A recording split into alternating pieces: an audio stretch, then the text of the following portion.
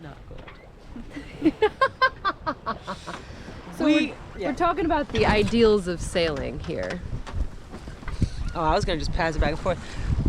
Father asked, why? Oh, yes, you first. Tell us the question about you thought it would be the best because. Yeah. I thought downwind sailing would be the best because you have your mainsail out to the wing and you put your jib out that way and it's just catching all that wind. That makes sense to me.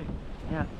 And then I said, you never see spinnaker videos of spinnakers in 5-foot swells. You only see them on beautiful, perfect days of flat water. That's because those are the days that you should fly the spinnaker or try to sail downwind, is when you're not trying to battle waves that are tossing you all around and make your sails flap back and forth and make the whole rig go. Yes.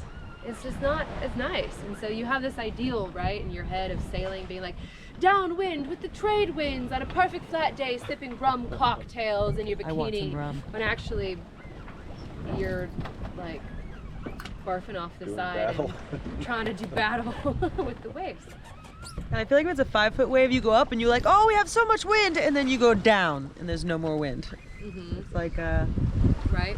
Yeah. Or you go down and it all stops your momentum. Yep. So here we are, doing stuff. 4 knots. We're going 4. The jib gave us an extra.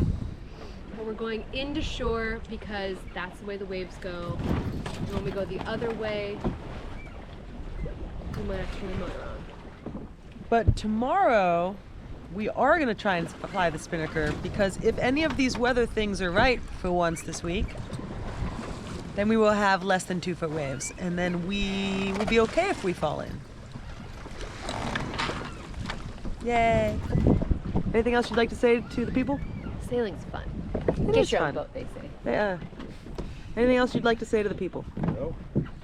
All right. Nope, All right. we're done. I'm done.